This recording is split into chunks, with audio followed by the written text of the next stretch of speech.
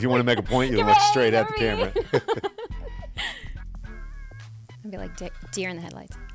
Welcome to Get Busy Living with Clark Bartram.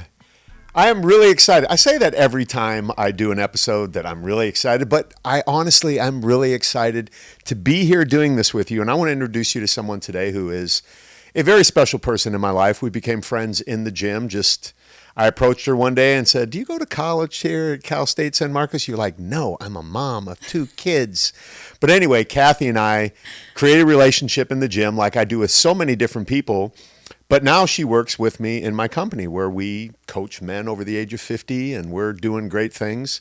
So this is Cathy Fulton. You're going to hear a lot about Cathy. So I'm going to ask her to introduce herself. Just tell everyone who you are, what you do, and then we'll get into a conversation about life and stuff. Like you said, my name is Cathy, and I work with you. We met at the gym. It was funny because I was just working out, and I would always see you on your phone doing like your social media and stuff like that. And I was all like, "That guy's always on his like Instagram or Facebook or something." And then one day you came up to me, and it was a completely different person than I anticipated. You were such an awesome person, and for that, yay! I'm a mom of 2 children. 2 little people now. They're not children anymore. I have my own small business as well. So I do a lot of everything. Yeah. I keep myself busy. I'm really grateful that Cathy works with me now in my team because I couldn't do this, honestly, without you and what you bring. And I think that's probably what I recognized in you when I saw you at the gym was you were different, right? Certain people are highlighted in your life. Like there's an aura, there's a glow, there's some sort of energy field that's around people. And I think that's what attracted me to you, not in the sense of, hey, I want to go talk to this girl because I want to get with her. It was, I want to get to know this person. And that's the relationship that we have. We had the opportunity to know each other as people.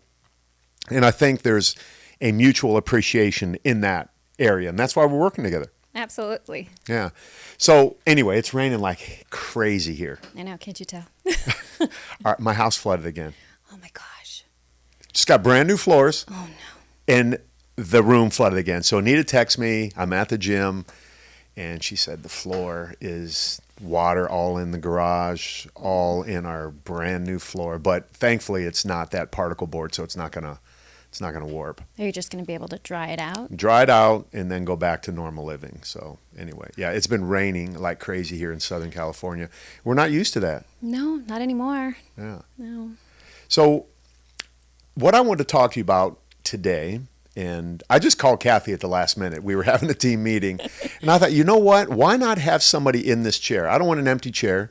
We have this beautiful studio, so if you would be willing, when I don't have someone here, a special guest or Anita in here with me, I would love to have you come and fill in and be sort of a intermittent co-host. Would you be open to that? Absolutely. Have you ever seen yourself? Did you ever think about doing a podcast?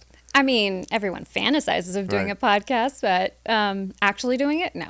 Well, here you are. And I love the fact that you just said yes. So many people don't say yes to opportunities, right? They overthink it. They're like, well, maybe next week, but you're like, what time? And I love that about people. I love when people take advantage of opportunities because, like you just said, I thought about it. Everyone fantasizes about it, and the opportunity came up for you, and you jumped on it. That's super important in life, man, that we do that. Right. So you were talking about me being on social media. That's what I want to talk about today. Social media, the benefits of it and what it does. And the reason I wanted to talk about this today, and I was going to do it alone, but the cameras were messed up and it worked out that here you are. And I know you have some insight to this because, one, you have young kids that you're growing up and you now become an influencer. I see people sending you products and stuff. But you see me at my best and my worst. You see me doing what I do to encourage men and encourage people, really. But you also see me getting pissed off at people and going in on them and standing my ground and all of that. And it made me think today I want to talk about social media and the impact it has on us as humans and just get perspective, right? Because we're all going to have a different look at this thing. But what happened to me today was I made a post about, how people say for the gains, right? There's all this vernacular and language that we use in the fitness industry that I think is complete stupidity. But someone snapped back at me and said, hey, just be honest. You're on steroids. And that pisses me off, man. So I got to snap back at those people. And then I started thinking to myself, what sort of impact is social media having on me? Is it negatively affecting me? Or so anyway, what are your thoughts when you see me doing that and you see me going off on someone? I mean, you take it personally because you take so much pride in who you are and what you do. And it's important because not a lot of people represent who you are. There's not many people your age doing what you do. Yeah, there's people that are fit at your age and stuff like that, but they're not pushing and motivating people to do it. So when people come at you, like the kids say, it's a very personal attack. And I think a lot of the time it's just people who aren't physically fit, and it's just people that are jealous and looking for their 5 minutes of fame because they're making Clark Bartram angry. Well, they do a good job at it, because it's unfair that people would attack someone like myself and say things that aren't true. But anyway, this isn't necessarily about me. I'm just thinking overall. Do you let your kids go on social media? Do they have Instagram or TikTok or any of that sort of thing? No, my daughter has a TikTok account, but it's like our dog 100%. But she gets to see videos and stuff like that. Other than that, they don't have any other social media accounts. For what reason? She's too young. There's a lot of stuff out there and grooming and just scary things for her and my son to see. So you and Andrew, your husband, are monitoring them on social media. So you said you don't get a phone or you don't get to be on social media until what age? So they're not allowed to have a phone until they're in 6th grade. So my daughter has one. She's in 7th. And she's not allowed to have a social media until she's responsible enough to understand that there's going to be people out there that are going to bully her or say things about her that aren't necessarily true. But when she's strong enough to be like, okay, it's the internet, it's not me, then she's allowed to have her own personal social media. But for now, I haven't figured that out yet at 59. That's the point we jumped off with, right? So how could a 7th grader be able to manage that sort of thing? Because kids are mean. We live in a world where people are bullies. It's unfortunate. So that's really what got me thinking about this topic. Like, how is it affecting us as humans? And like, who really is the influencer? So when we think about influence, automatically we go to someone who has 1 million followers, 2 million followers, and we automatically label them as an influencer. Well, everybody has influence, right? Right. We all have a circle of influence that we're responsible for. But I started thinking about it today, and I want you to think about this with me. The real influence is social media itself. Absolutely. It's influencing every single person by the algorithms, by the videos that are being fed to us through those algorithms. And that's what I think you're referring to, is you're protecting your children from that programming that's happening, plus the bullying that's going on. So what do you think about that whole deal, like how social media is molding people? Well, it's kind of like a catch-22. It's like you have to have social media to be someone these days, but at the same time, like you said, it's the program itself that's influencing you because they curate what you watch. So let's say you like puppies, so then they add a bunch of puppy videos all of a sudden onto your social media. And you're like, why do I want to buy a new collar for my dog? So really, it's just that we're being told like what TV was when we were younger. Like your parents are like, TV is bad influence, don't watch MTV. It's the same thing. It's just a different TV platform. wasn't watching you, though. Social media is watching you. Absolutely, but to a degree, it's the same. Now that social media is watching you, now they can curate to you. Right.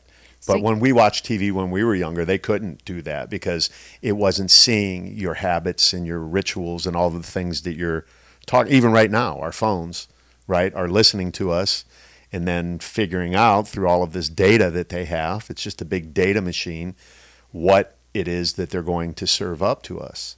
Right. But I can also say like TV was the same way because you saw certain people on TV and you wanted to be like those certain people. Good point. So it's just like a generational thing because now we have technology sprinkled into it. Now it's smarter TV because now it is influencing you more. And now you also have a voice. So you get to choose to post stuff on there as well that, you know, before you would tell your friends like, oh, did you watch the show? I thought this and that. Well, instead of watching a show, now you're watching people. And then you're expecting your life to be a certain way. Then you get different priorities in life. Instead of being who you wanted to be, now you want to be like them because they're an influencer, because that's what your algorithm is telling you to be. Yeah. It's a complicated conversation, right? There's so much that goes into it that we have no idea. So I was talking to somebody the other day about lifespan and health span.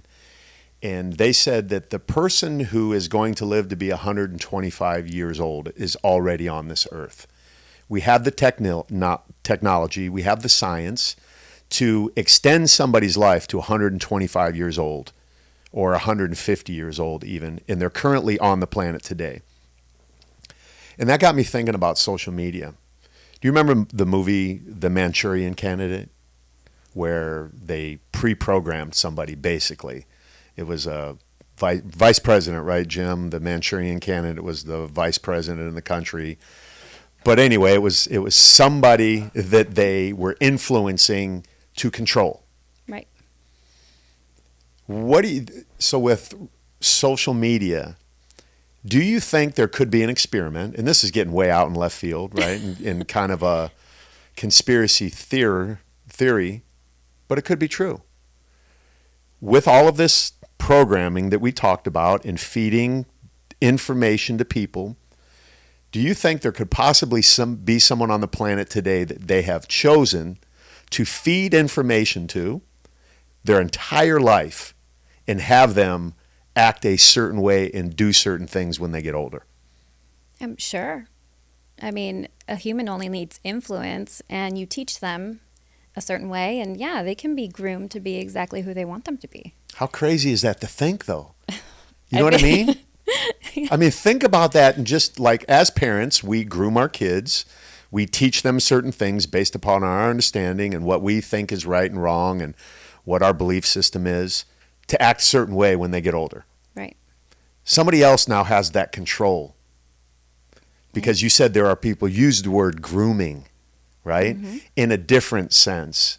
But there could be grooming in a much bigger sense, not to do something heinous in the way of physically to that person, because right. I think that's what you were probably referring to with your kids not wanting to be, you know, like there are people out there grooming them. Okay, meet me at Burger King and, right. you know, and we'll take off together or whatever. But grooming someone to be like at the age of 21, we're going to unleash this machine that we've built over the last 21 years through social media influence, right? If you start stacking these words together, you can see this could be some crazy stuff. We may not see it in our lifetime, right? But who in the hell knows, man? Who knows? I mean, it's crazy. Just think of that, like Chat GPT. I know everyone's talking about it, but it's just insane. And if you teach how you teach a machine to a person to act a certain way, I mean... Yeah. I remember when I first typed something in Chat GPT, I was blown away. Yeah, it's insane. I'm always like, hey, make me sound more professional. And boom, instantly it sounds more professional. Yep. There is nothing that you cannot get done within a matter of seconds, literally, using Chat GPT. And it's only in beta right now. Yep. I mean, it hasn't even really grown up to the point where it's just literally going to take over. But I think, you know, on the other side of that, we always look at like the next generation. Oh, this is the worst generation ever. And we sometimes might look at technology that same way. Oh, this technology is going to take over the world. Everyone's going to lose their job. People are going to be groomed and conditioned to be in the Manchurian Candidate. And, you know, we're not going to have a choice in life. That's fear-based living. I don't want to live that way. And I'm simply just opening a conversation here. That's all I'm doing because social media is our life. Yeah. It's the world we live in. There's no way around it, man. Yeah. So how do we manage it in a way that it doesn't affect us negatively, in your opinion? Like for me, I got to stop engaging with these people. But at the same time, I justify it. Like, no. If you're going to say some crap to me, I'm coming back at you because I have the time. You know what I mean? You're like, it's my reputation. Yeah. I think it's just that, taking a break and knowing like, okay, I've hit my limit. It's kind of like watching the news. You know, there's only bad stuff on the news. You never hear anything positive. And if it is, it's like, there's a puppy fashion show in your local town. And you're like, is that news? So just taking breaks. You know, the reality is technology's here, social media is here. It's not going anywhere. Yeah. We just have to learn to take a deep breath and give it a pause. So with that being said, we're going to take a break right now. We'll be right back. I've got a question for you, and I want you to answer this honestly. When was the last time you had a detailed blood test done? Like really going deep into your blood and finding out some of the things that might be going on. Now, let me share something with you really quick here. I coach men, right? I coach men all around the world. And the number one thing I hear from men when I ask them, when was the last time you had your blood work done is, I don't know, 4 or 5 years. Listen, the older we get, the more important it is for us to find out what can only be found out in our blood. So I've made an opportunity for you to get a detailed blood panel through a relationship that I have with a company called Merrick Health. Now, I've vetted these people out for you. I use it myself. Matter of fact, I just went this morning and had my blood tested. Got the little prick right there in my vein. And the reason I do this is not just to find out where I'm at in health things like testosterone levels and other hormones that are vitally important that we don't talk about as men, but nutritionally, like where am I at? What is my body lacking? Where do I need help at? So knowing is better than closing your eyes and acting like if you don't pay attention to it, that it's not going to be there. You really need to understand that this is important. And the reason you would want to use a company like Merrick Health, in my opinion, my experience has shown me when I go to my GP and I say, hey, can I get my T levels checked? Can I get this checked? This is what my doctor said to me last time. We don't do that. Why do you want those numbers checked? It doesn't matter. I'm not going to let my doctor tell me what doesn't matter. I know what matters to me. So that's why I want you to go check out Merrick Health, man. Don't be this knucklehead guy that says, oh, I don't need to do it, or I'm not going to go get checked because I don't want to find out if anything's wrong with me. That is a horrible way to think. You're going to save 10% by using the code MAXIMIZEDMAN. All of the information is below on the show notes. I want you to go right now and check it out. I have made a detailed panel for you called the Maximized Man Panel that will give you everything that myself and the doctor agree you should get. And when you get it, you're going to have a consultation. You're going to be well taken care of because trust me, man, this is an area of your life that you need to pay attention to. So go check out the show notes, click on the button, save 10% right now, and possibly save your life.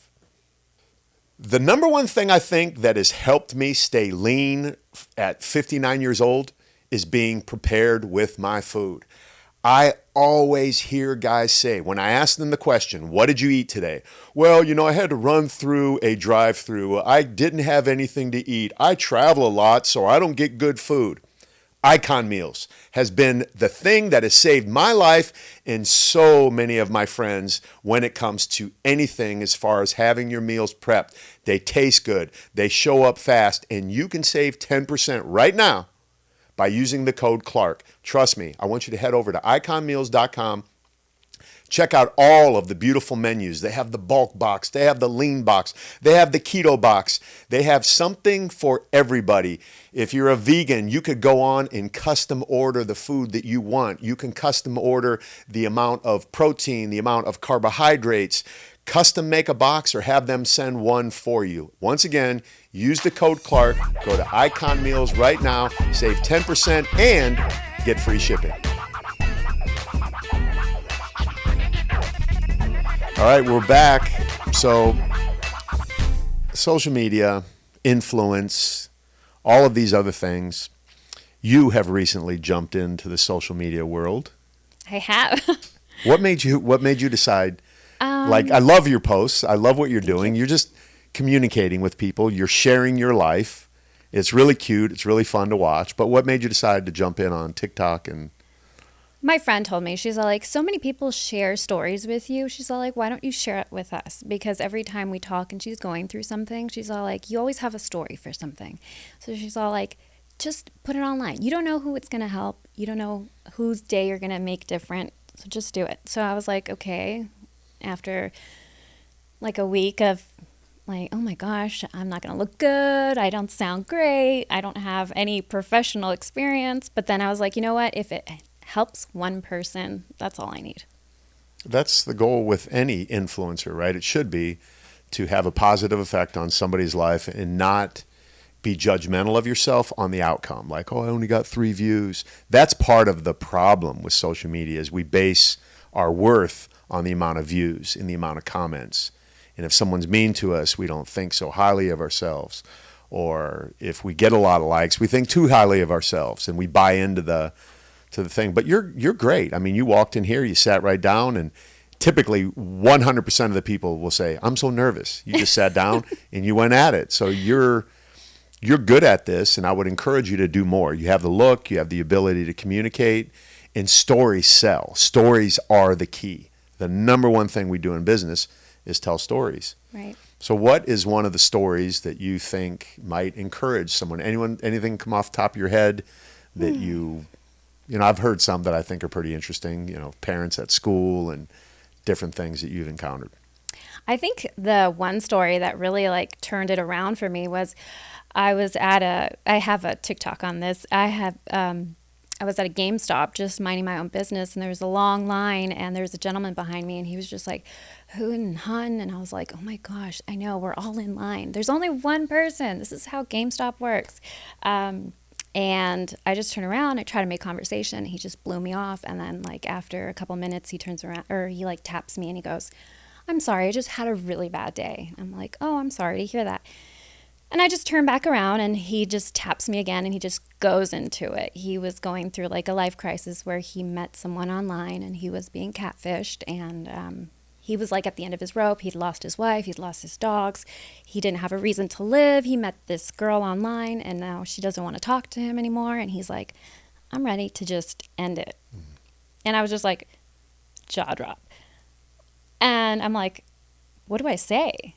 So I just tell him like, look, there's always a reason why you're here. Just keep living.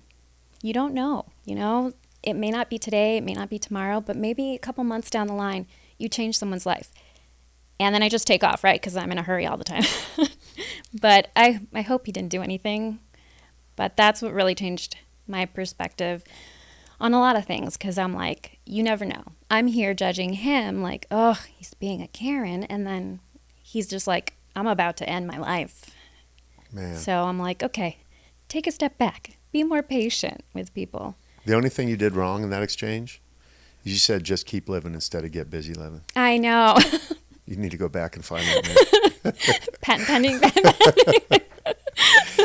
Judgment is a thing, right? I was so mad at myself yesterday. There's a guy at the gym, nice guy, right? But I saw him come online and he's doing all this stuff, and I instantly judged him. And then I checked myself. I'm like, why am I judging this guy? What makes me the guy that could do all of this motivating stuff when I see somebody else doing the same thing? Why did I instantly judge him? You're such a jerk, Clark. So I had this whole conversation with myself, and I think sometimes that's just a normal reaction, but I'm not that guy. Like, I want everyone to succeed. I want everyone to have success. And I didn't know why I reacted that way, but I got over it really quickly. But then I started following the guy and listening to him. And last night, he shared his story. And it broke my heart. Oh, no. It broke my heart, and it made me feel like such an asshole for judging him to begin with. And I'm like, Clark, you know better than this.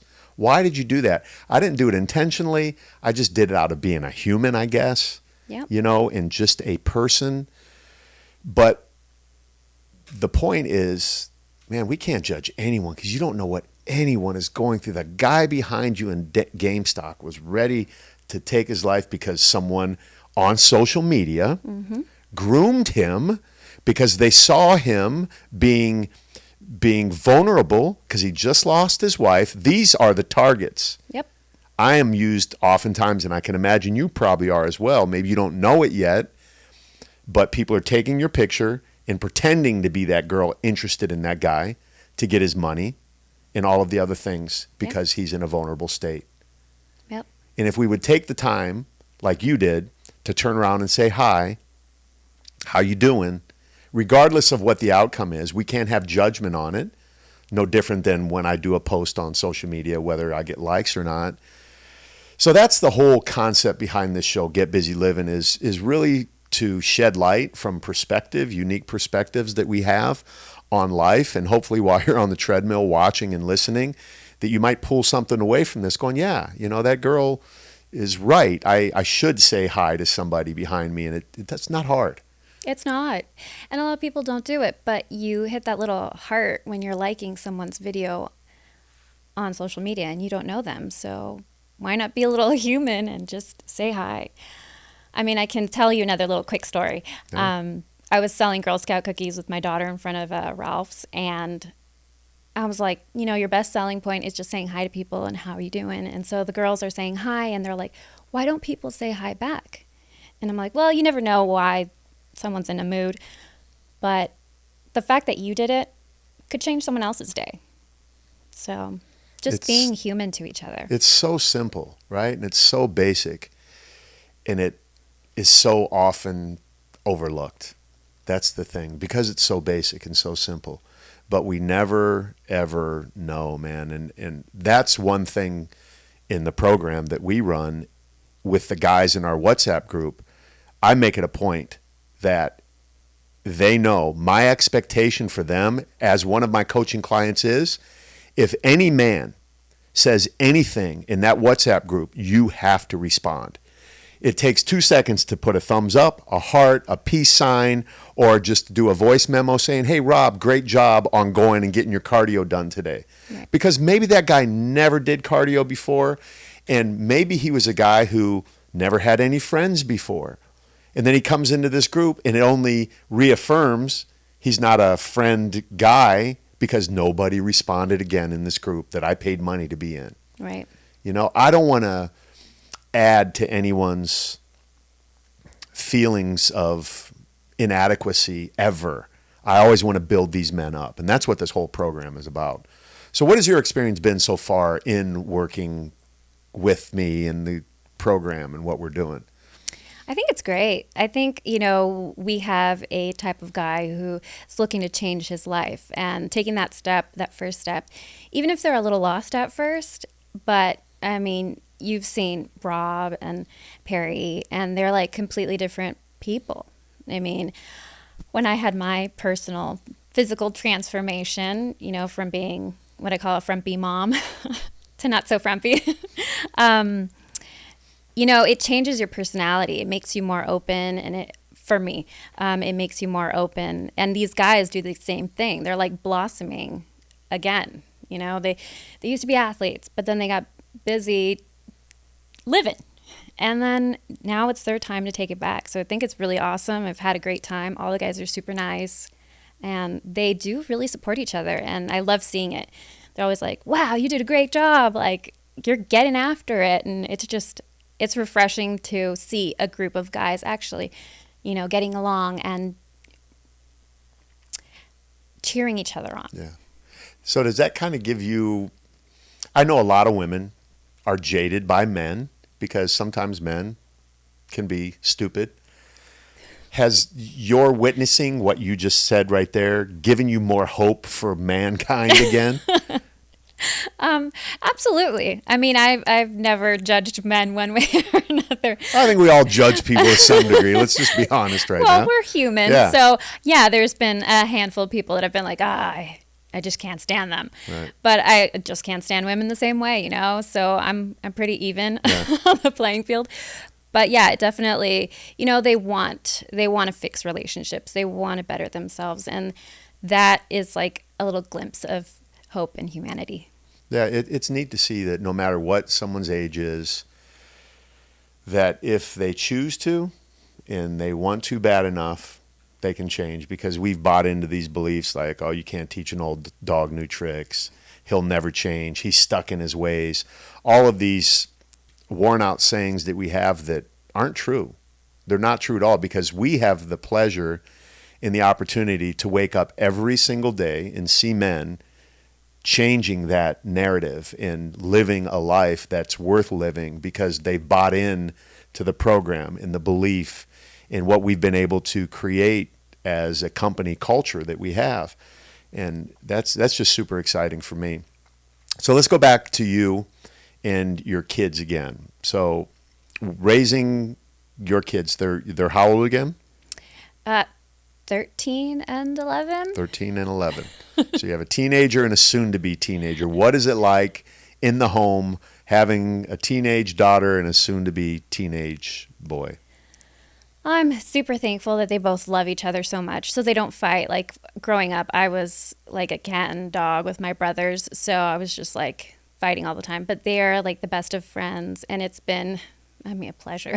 Yeah. The easiest kids to take care of, and but I think it all starts in the home. You know, you set them with good morals, and you teach them what you can, and they'll learn their own stuff along the way. So just being open to just whatever they throw your way, and being flexible with them, because like you said, every generation's a little different. So what would your encouragement be if there's a woman listening right now, or maybe a single father, or someone who's frustrated and they're just like, man, I can't do this anymore. I want to give up. I don't know what's next. What would your encouragement be to them? Yeah, never give up. Yeah. Never give up. And it's crazy because kids like to hide a lot of their emotions because they don't know how to deal with them. So I guess just open the channel of communication. Like with every relationship, communication is key. Opening up and not being judgmental towards them, because they're learning to be little humans, and everyone's still learning to deal with different personalities and challenging times. So just being open and having communication and being accepting of who your kids are. That's beautiful. It's easy in theory, right? Absolutely. But when it gets down to the brass tacks, sometimes like, oh, Mitch, my son, you know Mitch well, and he teaches autistic adults from 18 to 22. Oh, that's awesome. And today he was going to work and he was a little bit frustrated. He said, we have a new kid there and he's hard, right? Can you imagine, just on the scale of autism, right? The more on the spectrum they are, the harder it could be. I said, Mitch, imagine the parents. Imagine how hard it is for the parents. So any parent out there that's raising a child with special needs, I just want to tell you, you're a hero, honestly. I mean, I could cry right now thinking about it, because raising kids without special needs in that sense of the word is hard enough. But if you're a single parent, even a married couple doing that, continue to fight. You've been chosen to be in that role for whatever reason. And I'm not trying to give you some answer here. I'm just thinking about it because I hear these stories every day from my son. And I'm just grateful that he's been given a gift to be able to go in there and do that, right? Because not everyone can handle that sort of energy, because that's what it is. It's just a different kind of energy. Absolutely. It's like a whole another level of love, like selfless love for those parents. Like, high five, you're rocking it. I mean, and then your son to do it too, that's a lot of patience. And like I said, just selfless love, because it is amazing to be able to help someone with special needs. Yeah, he shows me the videos of these kids, and it's neat. Sometimes I think, well, I know I'm the one with special needs. I am, right? Because I am the one judging myself. I'm the one worried about likes and comments and people being mean to me at the age of 60 on the internet. Like, who really has special needs? Me. That's just being human. I know, but if you think about it, man, I coached Special Olympics for years, and I just have a heart, for Down syndrome kids. And I have a great nephew now. He's probably, I think he's maybe 4 or 5 months, and he's Downs. And I met him the other day for the first time and just cried. I just held him and cried. And I don't know what it is, but it's like, wow, this is so super cool. Here we are talking about Down syndrome kids when we were talking about social media, but that's an interesting thing too, because what I noticed on TikTok is people with some sort of, we'll call it an abnormality, are big influencers. They get a lot of followers, and it's not for a negative reason, right? Mm-hmm. People are interested in who they are and what their life is about. Have you noticed that? Yeah, I've seen a lot of that. I think it's cool. It's just, we know it's there. No one's been able to ask the questions, so it's kind of been taboo. So now that people are opening up about their needs, it's kind of cool to be like, okay, I get it now. Yeah. And like now I'm trying to choose the right words, right? Because I don't want to be politically incorrect and say something that maybe is outdated, right? That I may have used when I was younger. They had a different terminology for a Down syndrome kid back then, and than we do now. And I'm just being sensitive to that, because that's what I've noticed on social media is when someone's given a platform, a lot of people are respectful. And that's something that we'll look at. It's like, oh, social media is horrible. It's ruining everybody. But it really isn't, because there's a beautiful part to social media as well that, one, has allowed me to do what we do in this business that we have, reach men who wouldn't normally have ever seen me before, right? Of all places where this thing grew from was on TikTok. Right. Who would ever thought that basically a 60-year-old guy would blow up on TikTok and grow his business during a pandemic and now have what is, looking to be pretty promising. Yeah, it's really cool. It's given a lot of people a voice and an opportunity. Yeah. It's just like everything. We have goods and we have bad things. And so hopefully people just stay closer to the good things. That's what we got to do, stay closer to the good things. So with that being said, we're going to go ahead and end this episode right now. I promise I'm going to have Cathy back. You're going to come back? Yeah, absolutely. All right. So she's going to be here often. And I just want to tell you, as always, get busy living and make it a great day.